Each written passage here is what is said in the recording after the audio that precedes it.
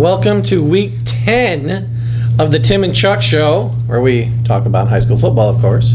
I'm Tim McDonough, joined by my esteemed colleague, Chuck Martinez-Brandon. We're here to talk some football. Yeah. That's what we do. You know it. Let's get to it. All right. Topic 1, Chuck. Yep.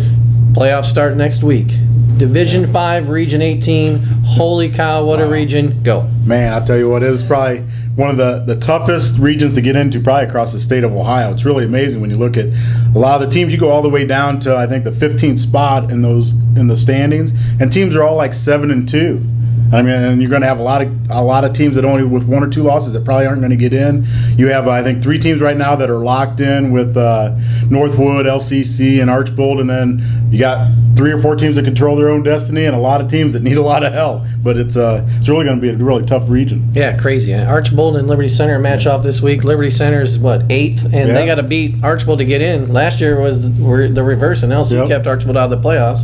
You talked about Patrick Henry. They don't, quote-unquote, control their own destiny, but they have a good shot of getting in. Yeah, I think so. But then you go down to a couple of GMC teams. Wayne Trace could finish the season 9-1, and they need help to get in. They don't control their own destiny. That's crazy to me. That opening season loss to Crestview and the Rain just absolutely killed them in their quest for getting in the playoffs. And they've got a really good team that could make a big run too. Yeah, and now you got Tenora, who could finish 8-2, and they're already mathematically eliminated. Yeah. Look, how crazy is that? Exactly. I mean, that's 2 really good GMC teams that are going to be sitting home watching, and that's a shame because they would really make a long run, both of them. Well, I was told yesterday by a reliable source that since the playoffs expanded in 1999, a GMC team has played in the playoffs every year since then, so that run could end. Yeah, that's too bad because there's a lot of good teams out there in the GMC. Should be a fun week, though, to see how it all shakes out. Oh, yeah. So this is the time of the year that if you love football, this is your time. Topic 2. All right, topic 2. Let's turn to the state ratings, Tim. You know, over there in Henry County, Napoleon brings home the #1 slot in Division 3, and Bryan's ranked up in there too. Number 3, and then you got a team like Ottawa Glandorf over there in Putnam County, ranked number 2 in Division 4. Now that's voted on by the media around the state.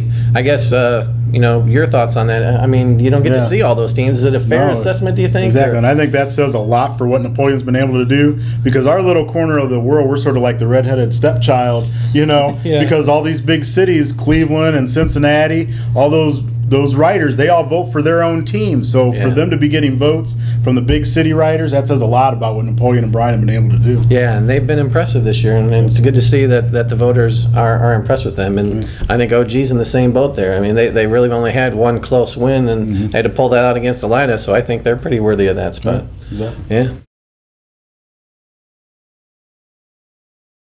All right, Chuck, it's time for the Whopper Hit of the Week. You have the honors. All right, great. Hey, it was early on in the Ayersville-Tenora game. Ayersville defensive back DJ Hagerman comes over and puts a hit on Kirk Colley on the sidelines, drives him right out of bounds. He misses that tackle. That's an early score for the Rams, but that was a great hit, DJ. That's impressive. Now we've got the Powerade Power Play of the game, and this one goes to Tenora quarterback Derek Dravis, who fakes a handoff, keeper, running up the middle, breaks not 1, not 2, not 3, not 4, but 5 tackles before he finally gets dragged down from behind, deep in Ayersville territory, sets up a touchdown, and Tenora was on their way from there. Yeah, exactly. And then that wasn't the only run like that he had. He had several runs like that during the night. Just great ball skills and way to get it downfield and keep driving your legs. Well, we've got the Whopper Hit of the Week. We got the Powerade Power Play of the Week. It's week 10. The regular season ends this week.